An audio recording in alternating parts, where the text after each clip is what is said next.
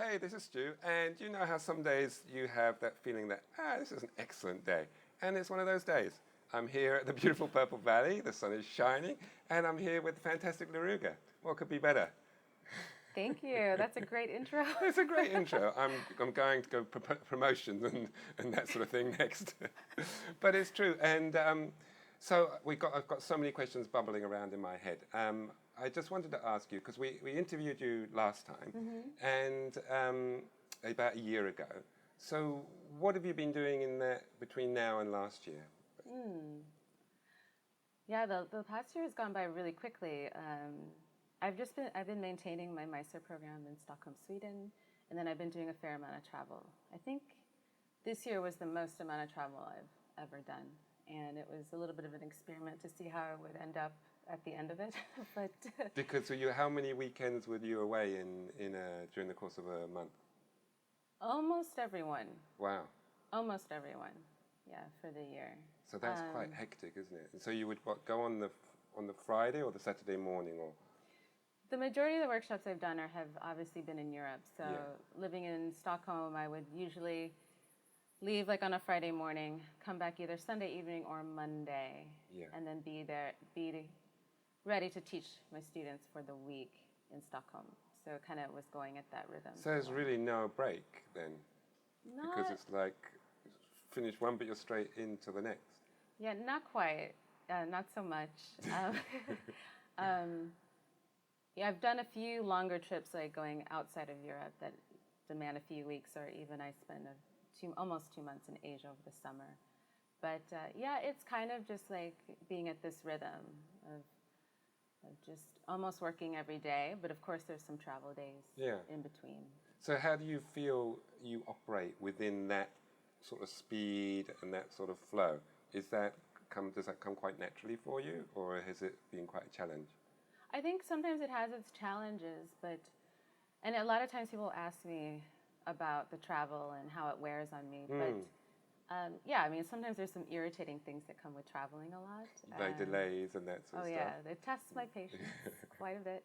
But I have to say that when I'm in the realm of teaching and when I'm around other people who are wanting to learn more about yoga, it's highly inspiring and it has a way of energizing me in the moment. And so that's kind of what keeps me going. I mean, the time in between, that I could definitely feel that a lot of energy has been expended. I don't do a lot afterwards. I tend to kind of retreat and do what I need to do to kind of refill my batteries. For yourself, rather than also do more chasing around to see this or see that while you're there. Exactly. I mean, I might take a little time to tour a bit, but I do tend to, I have to kind of watch my energy and things like that and give time to myself. Also time for my practice too. So How have you found your practice because of all that traveling? Has it influenced the way you've been practicing at all? well, it can be a little bit more erratic, and I mean there is definitely benefits in regards to staying in one place and then essentially practicing the same time every day. I can see how that's an advantage, and that is probably the better way to go. But I think at the same time, yoga has taught me how to adapt Yeah. and to actually flow with change. And so sometimes I'm practicing very early in the morning, sometimes in the afternoon, sometimes a little bit later. And so I've had to learn to adapt with the different changes. And that works a different muscle, I feel like, at the same time. Would I be stronger and better if I didn't travel so much?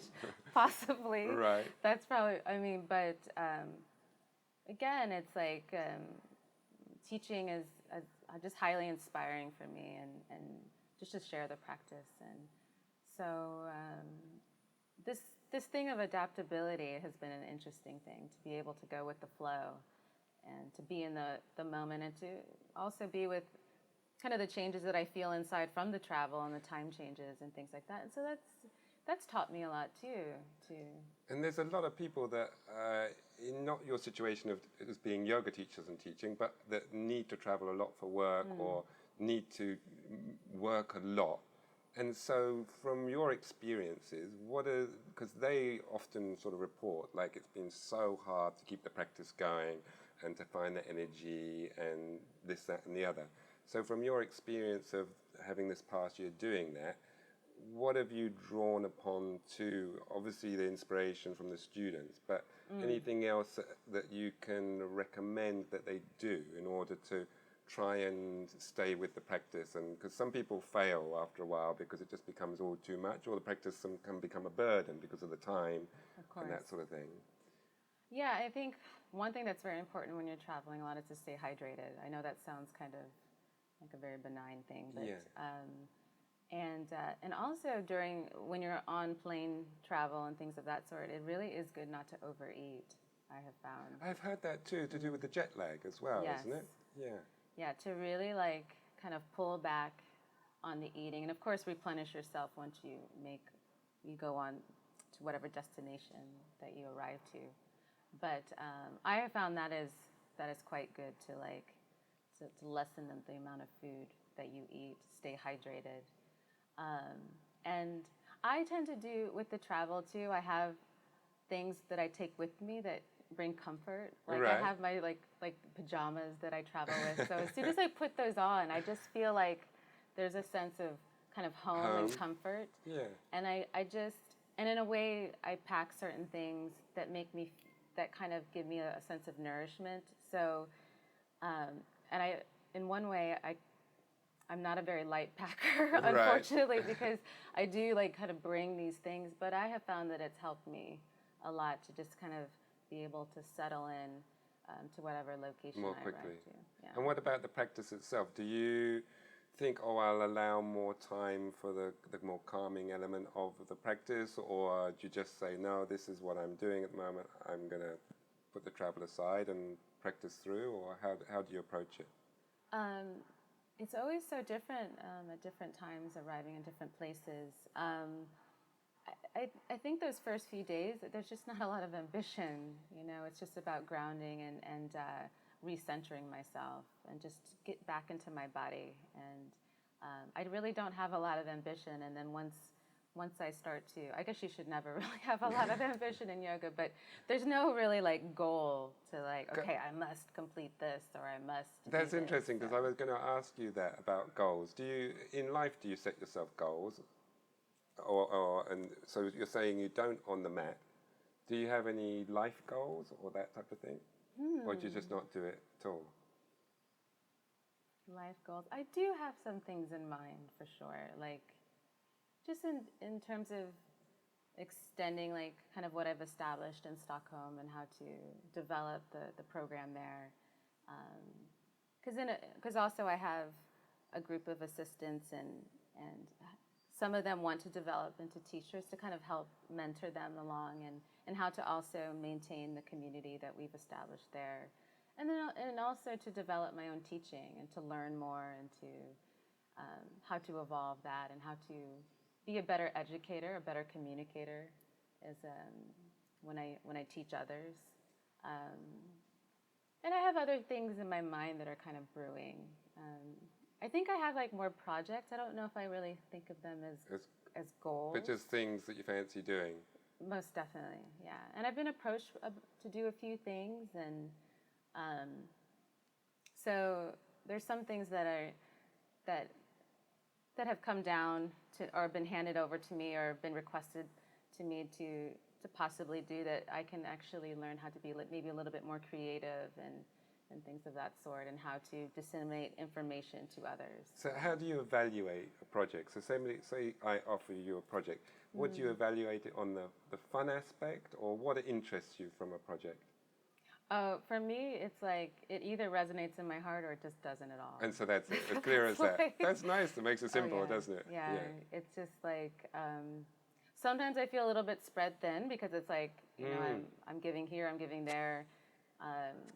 But if it really resonates with me, I definitely go for it. So. Are there certain things that because as you say, you're giving a lot. As a teacher, you have to. Yeah. Are there certain things that you feel really nourish you as a person? Yeah, I actually love drawing from inspiration too by reading or listening to podcasts. And just chilling out too, just chill. Do you have time to chill? Most definitely. Just laying low, Yeah. and doesn't take much to entertain me. I mean, I have no problem being alone, really. Of course, I don't live alone. I have No. my boyfriend and everything, But you don't need to constantly be going to the theatre or doing this or that. Or not really. I mean, in many respects, some people might think my life is a little boring. I don't know, like, because it is like, getting up early, going to bed early, most days, Yeah. and not doing too many extracurricular activities. I do go to the movies, every once in a an while. afternoon matinee. Yeah, like it's usually for me, it's like 5 o'clock, or that's the perfect time. Yeah, yeah. So yeah, but there's also seasons to everything. I think there's times in my life where I'm more social, and then there's other times where I just feel like I need to retreat more and Right. just be more on my own, or just be with my boyfriend and not be so social. So sometimes I find myself in some of these cycles as well. And do you have other hobbies or passions outside of the yoga that you'd like to do? Yeah, besides shopping, which Besides shopping. no, I'm just kidding. But no, really, I'm not kidding. But I, like we were mentioning earlier, Yeah. like I really enjoy photography. That's been like, I enjoyed taking pictures and Yeah. things of that sort. I love reading, not only on yoga, but just novels or different topics. And then, in terms of like reading about just inspiring people, or people in history. And also, I enjoy walking, I enjoy hiking, I enjoy like being out in nature. I mean, Sweden has like beautiful. Yeah, wow. I was beautiful there earlier in landscapes. the year. Yeah, we're still in 2016, aren't we? Yeah, in October. It was fantastic. We had fantastic weather as well, which was even more amazing. Yeah, that is it was like, it was it crazy. can be a crapshoot with the weather exactly. in Sweden. So. Yeah, so the nature's brilliant. So if we think back to goals again, and you were saying that you don't really have any goals for the practice itself, for the so are we talking about the asanas? Are we talking about yoga as a whole, or? I guess I shouldn't say I don't have any goals. I feel like I'm just committed to just continuing onto this path and just deepening within this journey, and to, just arrive to a place in myself where I feel a sense of well-being and peace. Obviously, that changes from a day-to-day basis, and also to work through some of my dark spots, and to, I think one thing of doing a daily practice is that you can see your stuff, and kind of just observe some of my shortcomings, and just trying to not shy away from that, and trying to lean into it and take a look at it and see how I can change and let go more. And obviously there's always so much more to learn. But I think at the same time of acquiring more information, there's also this sense of also learning to let go. Yeah. Do you know? Like, it's not just about getting more and more information, but just letting go to something, to just let this, guidance come through. And I think that's something that I'm kind of coming into. Just deepening into the practice, a sense of quality, not so much quantity. And that's something that I also talk about to some of my students, a sense of presence, that bringing into life, but also on the mat as well. Yeah. And so if I was to say to you, like, how would you evaluate your practice now as against when we met last year? What would you say, and what benchmarks would you use to evaluate it? That's so interesting. It's not really something I've really thought about. I think one thing that I've noticed is, like, I feel like my practice has slowed down a little bit, which is kind of interesting.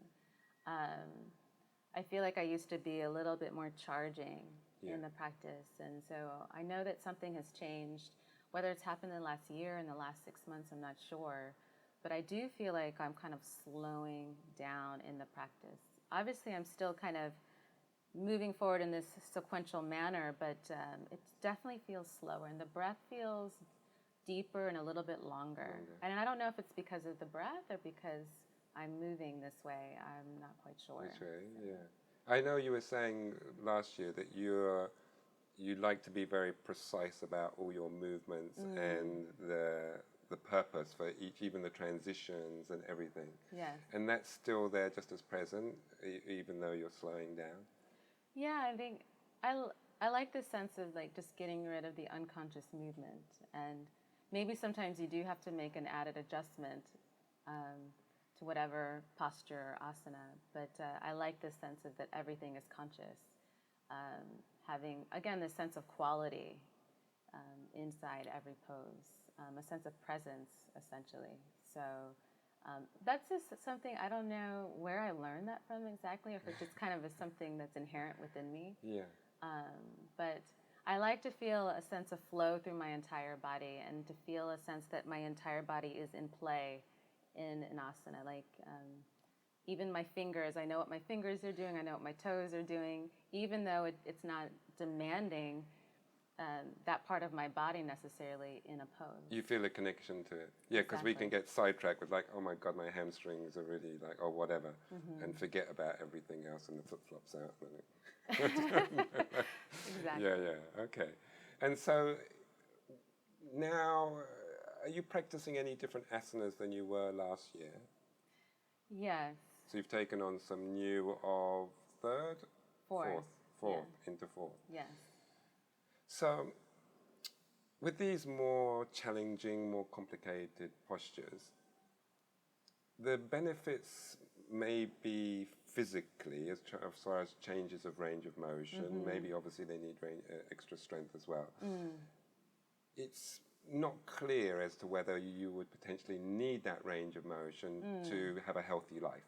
Right, right. So, what do you see as the purpose of these more and more complicated postures as you come through, and that you'll be meeting even more complicated ones? The purpose. That's a really good question. I mean, because sometimes it does start to look a little bit crazy. It starts to look a bit extreme, some of these positions. I just think, too, it's like the more complicated or intricate the pose becomes, is just trying to create a sense of balance and equanimity within that. And, you know, and at the same time, not forgetting the true essence of yoga as you're doing them. And sometimes, I mean, I've already kind of come to the conclusion that starting fourth series doesn't necessarily mean that I get some type of gold star, or all of a sudden, like, you know, like my problems go away, or things like that. But it is interesting to learn some new poses that challenge you in a way to maybe make a new connection, or to feel something new, to soften inside something that feels challenging. Yeah, I mean, I think for many on the outside, it doesn't really seem to serve a purpose, and sometimes people kind of criticize some of these advanced asanas. But I think, too, it's just, you know, after years and years of doing the practice, you're just continuing, you know, to develop and slowly move forward within the practice. Essentially, just, you know, reflecting back to the other sequences, once you kind of make it this far, I really kind of see the intelligence behind, like, how the sequences are derived. How they fit together. Exactly, and how there's kind of like this layering, and how each sequence kind of has its own personality or energy pattern in a way. So it kind of offers something a little bit different, and how you temper that and how you kind of arise to that, I feel like is quite interesting too. And if you can think back this far, I'm not sure. So when you first started, because you came from quite vigorous, was it cheerleading and Yeah, I was a that sort of cheerleader. thing. So you were already quite strong and flexible and that sort of stuff. So did you breeze through primary, or were you around there for a while? Oh, when I started primary, I can't say that I breezed through it, but and this is the interesting thing, because when I was first like I was introduced to Ashtanga more like through like David Swenson's books. Yeah, and his I'd like videos, about so. half the world, I think. Exactly. He was like my first virtual teacher. He was highly inspiring to me. Yeah. But then when I finally had my my first like live real teacher, um, I remember like kind of just digging in and asking a few questions about the practice and I think I was actually talking to the girl that was working like the front desk, and she was practicing as well, and she just said, yes, this is a 6-day-a-week practice, and this is what it's about, like practicing regularly and consistently. And like right away I was like, yes, of course that's what it takes to deepen into this practice. Because when I first started, I thought everything was hard. Yeah. You know, I thought everything was difficult, but that's what hooked me. You know, I was like, whoa, I love it. You know, I can't do everything, but I love it, you know. So from my prior background of being a cheerleader, I mean, we practiced and trained almost every day. So I think the mental aspect of understanding, the commitment that it's a regular practice, I just had no problem with that straight off from the beginning. So that right there, a lot of things didn't come easy in the beginning, but because I just showed up regularly, things just started to flow. And I mean, I was young. I mean, we have to hand it to, I was young. At what age were you then? I started Ashtanga around the age of 20. Right, yeah.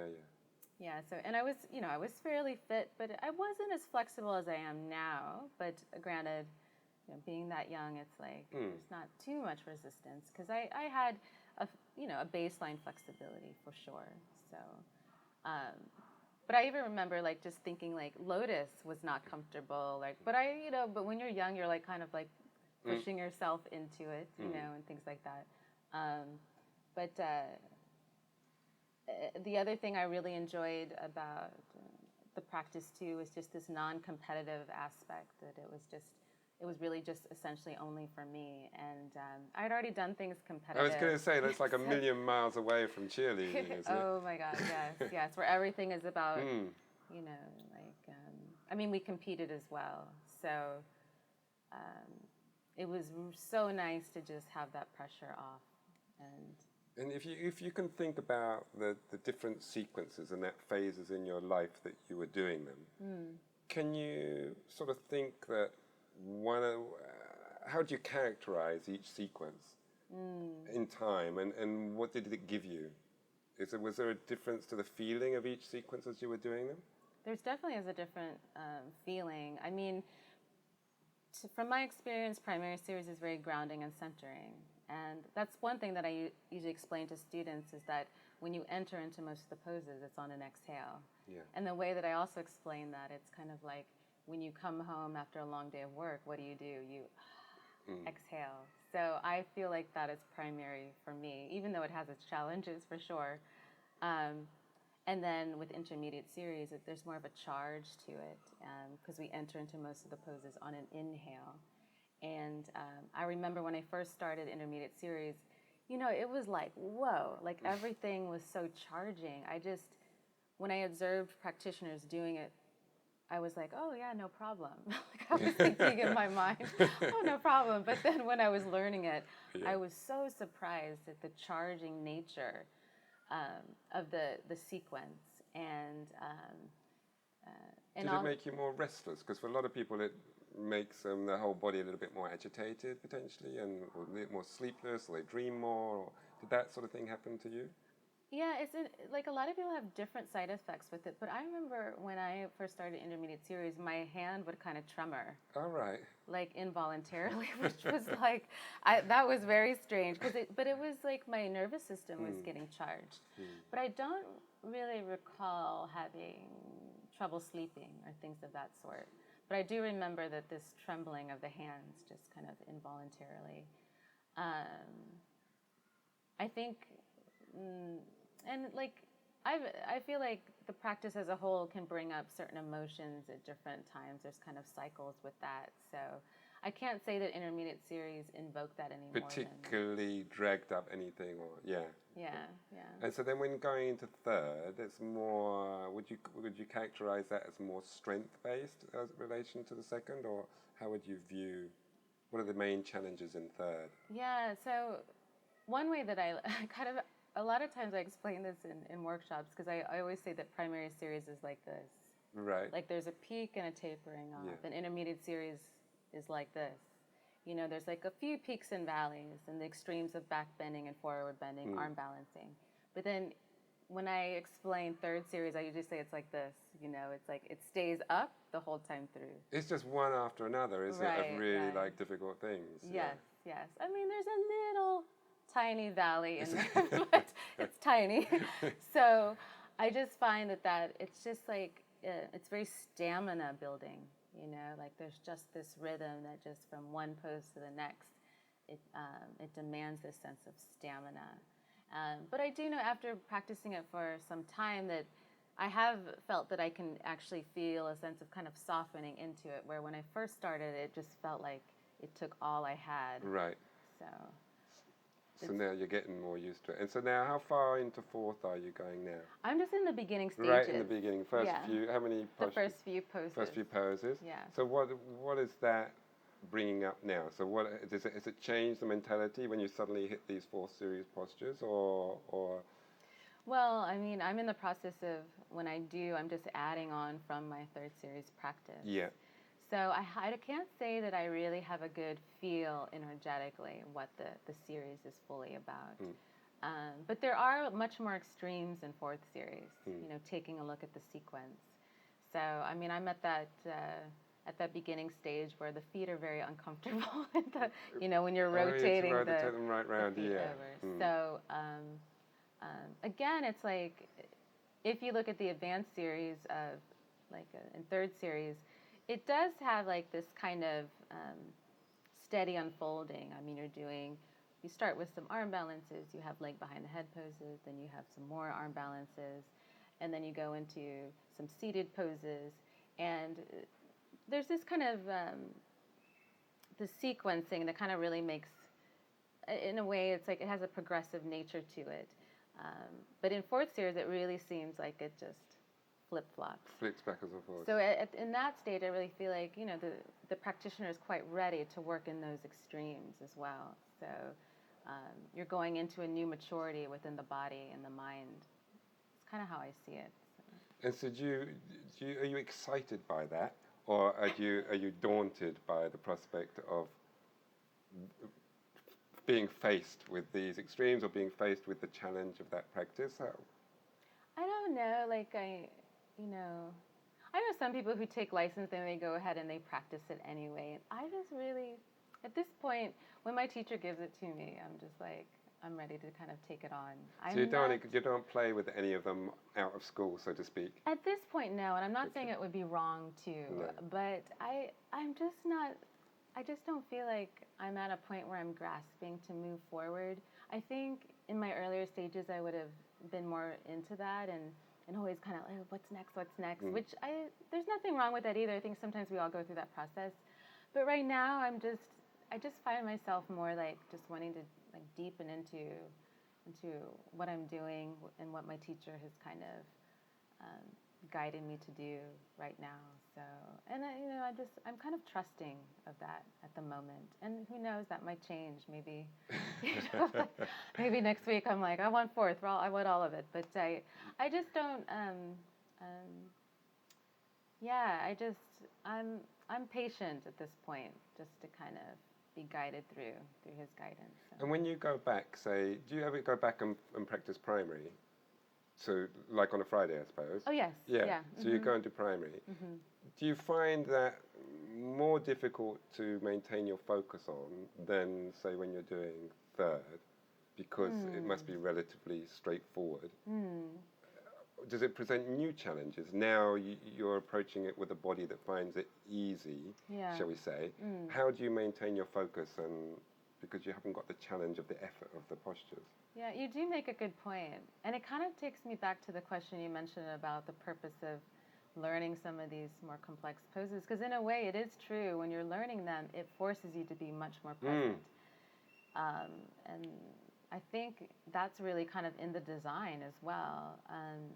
And you also make a good point with primary, to stay present within something that you've been doing essentially from the beginning. It's quite hard, isn't it? Exactly. Yeah. And that does offer new challenges, to really stay present in something that you've been doing for a long time, and to come to it with a fresh new set of eyes, and to deepen inside something that you can maybe take for granted, or just kind of in a way fall into just going through the motions. But after like a pretty rigorous practice week, like primary series at Oh, the end thank of the God. week is like, it's like coming back home, Yeah. It's like, oh, thank You God. just put on your So, pajamas and do primary series. Yeah, nice. yeah, maybe I should try that. Exactly. So if we think about the different sequences, and is there any postures that you've gone back to after you've passed them by, so to speak? So you've done primary, done intermediate, or doing a lot of third, and then you have reason to go back and do these other sequences because it's just the way it works. Is there any that you've gone back to and doing and suddenly had a new awakening, thinking, oh God, I didn't really, sense that in this posture before, but maybe now because my body is different or more ready, that you've experienced something different in any of those earlier postures? I think for me personally, it always goes to back bending. Okay. Because, like,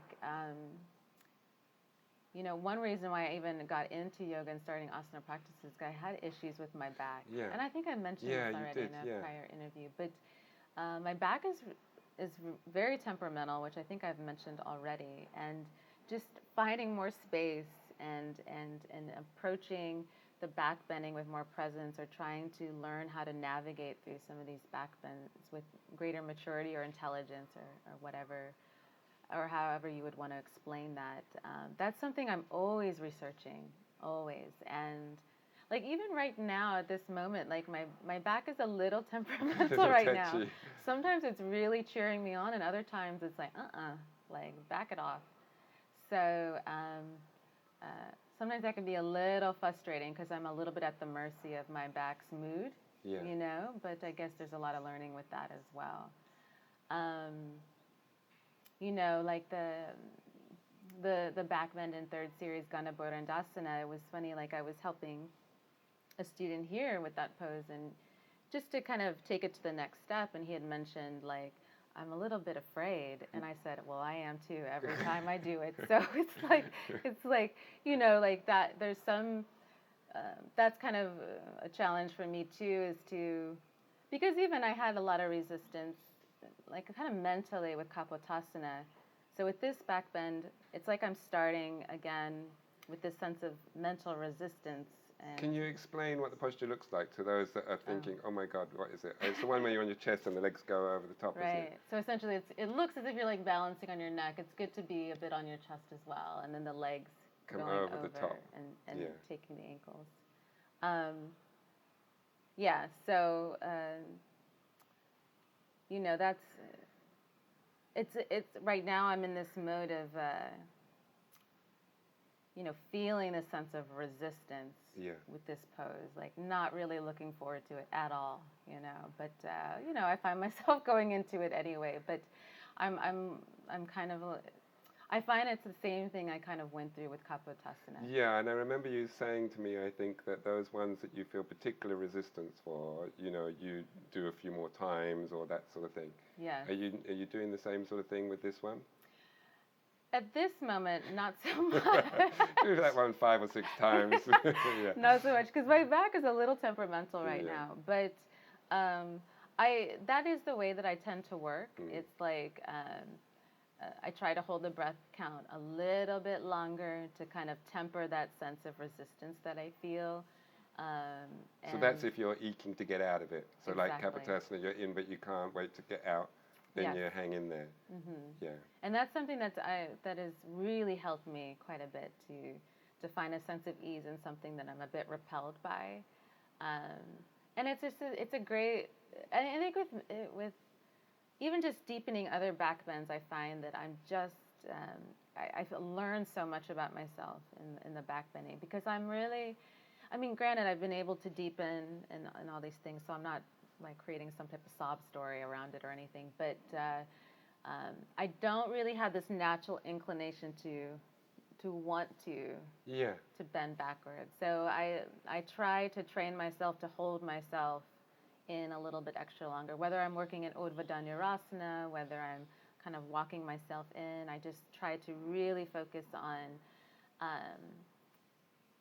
kind of working with that sense of resistance, holding a little bit longer, waiting till my breath really softens, which has been very good for me.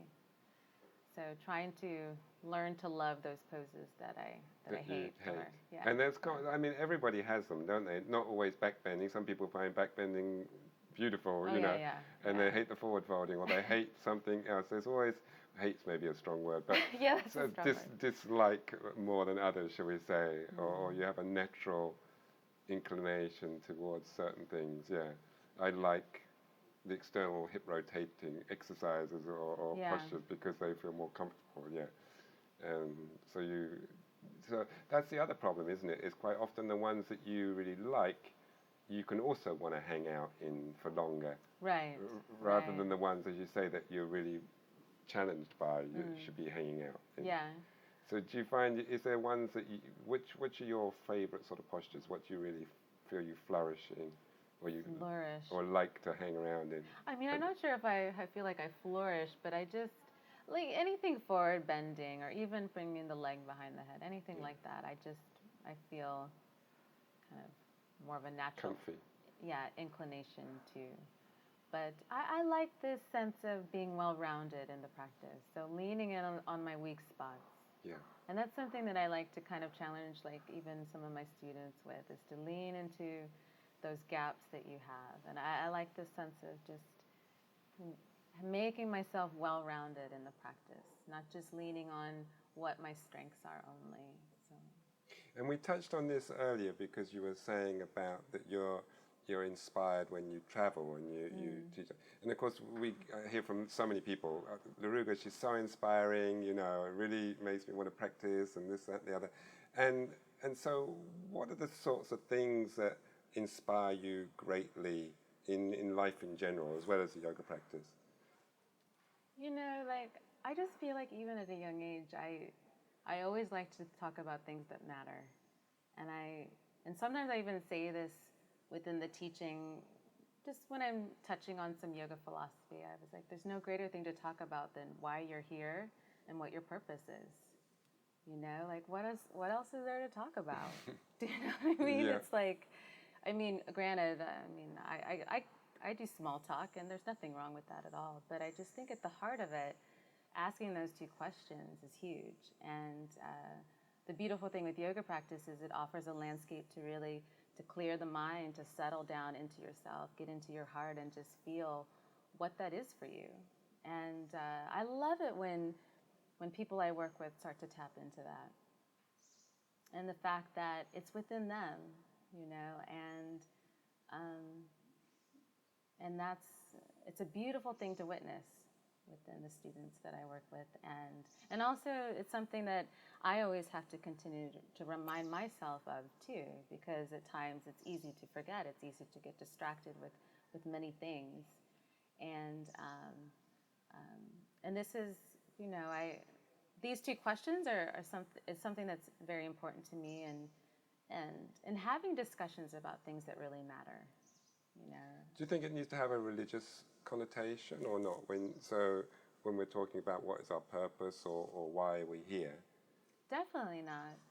I mean, I've definitely come to this understanding that we all kind of pull from different sources, and even I learned that just moving to Sweden, it's a little more secular, and like I remember one time I think I even said God or something. It was, you know, some people were like, what'd she just say?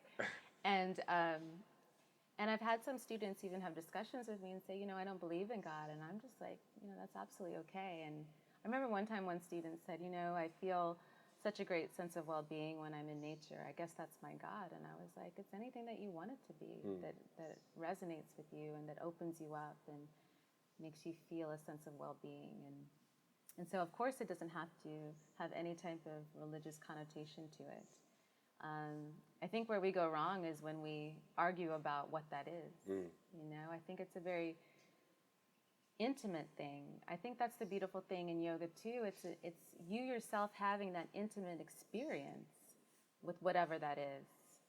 Unfortunately, sometimes people like to argue of what that is, but it's our own intimate experience. And that's the other thing. Like, I just don't even like getting caught up when people start to argue about even yoga. You know, it's just like, or when people try to question somebody's authenticity. It's just like, this is something that's intimate within the heart of each individual. Yeah. And it should be making us kinder, more open-minded people. It should be making us more loving, more, more accepting, not, creating division and separation. So. And do you think in order to get that out of yoga, we need to delve deeper than the physical asana? Or do you think for a lot of people that are purely doing the physical practice, that they can still draw that greater meaning out of it? I think they can. I mean, one thing that I kind of joke about is, I've had some students come to me like, I'm not all about that philosophy. Don't bring me any of that, Yeah. like, and I kind of laugh. I was like, okay, or even I had one student who was like, I'm not about that mantra. Don't make me chant that mantra. And I've compromised. I was like, okay, well, you can at least stand and be respectful. You don't have to chant. But what I find is once people get into the method of the practice and their mind starts to settle, the spiritual aspect sneaks up on them, and they're kind of like, what's that? Like, how did that, come about? Yeah. So I have in a way, I have a lot of faith and trust in the practice that it's going to lead people to where they need to go, and I don't like to preach too much, to students at all. Like, I teach the method as much as I can through my own understanding, but I also like to offer the space for students to ask, or if they sometimes they ask, are there any readings or anything that I can reflect upon or study, and I always like to offer that, but I always like to touch on the philosophy, but I like to make it accessible. I don't like it to be something that's way up here that people can't, grasp onto, and making it something people can relate to. Relative to their life as it is now? Yeah.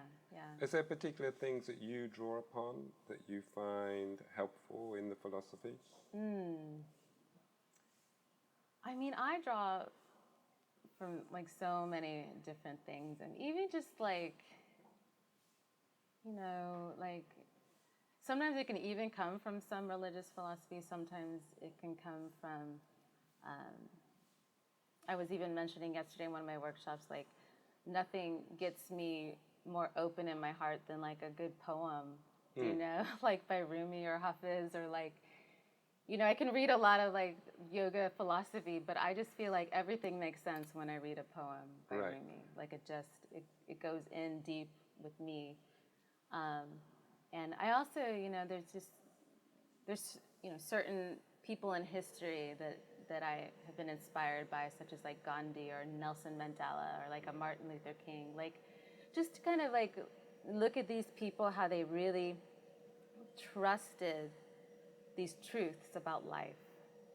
The sense of really implementing the sense of nonviolence, of really implementing the sense of dignity and respect, and how they could really change, an environment through staying so steadfast.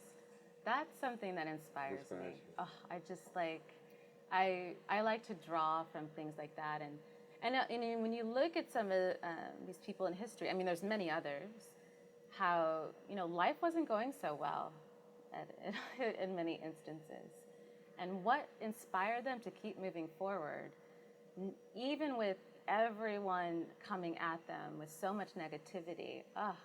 That's what really strikes me, in this kind of sense of being human, and having so much faith in some of these principles of life. So. And is there anything particular so we're saying we're off the mat now, in life itself that really challenges you and makes you have to dig deep and stay calm and use everything that you've learned on the mat? A particular situation? Of course, so many things. Are there? Yeah, there's so many challenges, because I think when you do yoga, it's in a way you start to become more sensitive. Right. More sensitive to energy, more sensitive to certain situations. And because of that sensitivity, I can really like take some things quite seriously, and it can really like take me down, and that's something I've had to learn, to not be so affected by other people's opinions, other people's, I don't know, negativity, to not take it so personally. That's been a huge challenge of mine. So what works for you? How do you, let's say something like that happens, where do you go? What do you draw upon to actually try not to let it affect you? So you have to get some negative press of some sort or another, or somebody just being miserable. Yeah, yeah.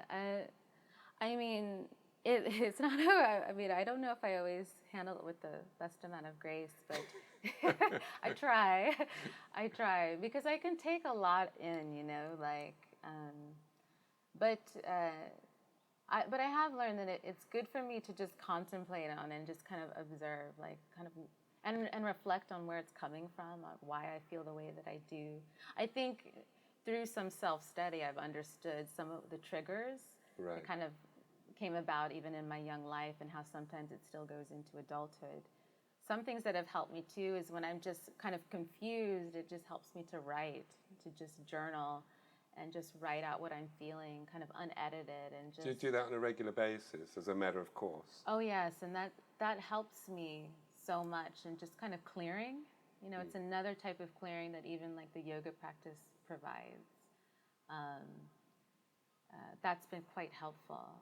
You know, and sometimes it's also just a matter of, you know, talking to a good friend too, and just venting, and having someone that you trust, like, be a good sounding board to maybe give you reflection on, to look at something a little bit differently that maybe I had a blind spot in regards to. So. And as you're traveling around these workshops, obviously you've come across, you know, a greater variety of students and a greater internationalities, shall we say? Yeah. Is there commonalities that you see as you're traveling around of things where a lot of people could do with focusing more of their energy on? You know, either psychologically or within the practice, or bits that they're not paying attention to enough? Okay, so you mean like something that within Either my asana travels. wise, or just their approach to the practice, or just that you're getting like a ballpark feeling as to, okay, I'm seeing this cropping up a lot.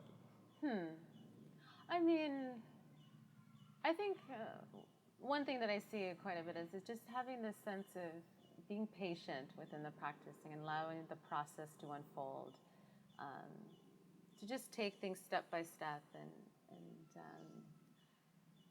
that somehow, like, finishing all of primary within 1 month, it doesn't mean that you earn a prize, you know, that really it's the practice that's the reward. The practice is the gift. The daily practice is the gift, not necessarily this attainment of asana. Even though that can be fun and it can be exciting and explorative, you know, in a way. But sometimes it's like I see this sense of like that there's some type of reward, or by like kind of moving through the practice at a certain speed or velocity. And that's one thing that I really try to lead with, is this sense that the practice, no matter how you perform in the asanas, is the true benefit to you, and doing it on a regular basis. So That's the most important. And so I want to ask you a couple of like really, I think, nasty questions, like like job interview questions. Okay. You know, and they're like awkward to answer really. So it's like, as a person, as a teacher, you can start whichever way is easiest for you. What do you think are your strengths, and what do you think are your weaknesses, and how would you like to change the latter? Geez. And as a teacher, obviously. Yeah. I mean, gosh, there's so many things I feel like I could improve upon. I mean, in teaching, it's funny because it's like, you know, when when I teach a workshop or something like that, I never walk away thinking, "Oh yeah, I nailed it." Yeah. I'm like, it's like I always have a little bit of doubt actually. Like, did I really explain things in the best way? Did I really give all that I could? Did I really communicate what needed to be communicated in the most effective way? And that can be a good or bad thing. Sometimes I doubt my ability. But a weakness. I mean, I just feel like there's so much that I can improve upon. I think, there's this sense of just continuing to grow on, like, just as far as being willing to just, give students what they need, like in the right time, to continue to grow this and develop this sense of like reading bodies more clearly. I'd love to delve more into like the therapeutic nature of like, because sometimes people need more like a sense of therapy physically within the yoga practice, and how the Ashtanga practice can be adapted for students. And I have delved into that, but it would be great to kind of explore that more and to make it even more accessible for all types of people, which I do my best to do now. Because it can be a bit frightening for a lot of people, can't they? Yeah, walking into the Mysore room and like, oh my God, like you're expecting me to do that stuff. Yeah, it can be quite intimidating. And what's your rock? What is it so in times of doubt, shall we say, what are your strong points that you really fall back on and say, okay, now I know I'm really good at this, and so now I can build on that, and that gives you security. I just feel like I'm committed. Right. Like I'm here for, like, I mean, I know I travel, but I'm still committed to my students in Stockholm. And even David, my boyfriend's an extension of that we are committed to these students, that I am here for you. I'm here to travel this journey with you. And that's what I can offer. I know I'm going to make mistakes. I know I'm going to have some human reactions at times, but let's do this. That's kind of the way that I see it. I know there's so much more for me to learn, and but I ride on my passion for the practice and the passion of what this practice brings about for people. I just love it, and I have a lot of faith in that. And I'm not saying it's for every single person, but for those that want to take this journey, I'm committed to them.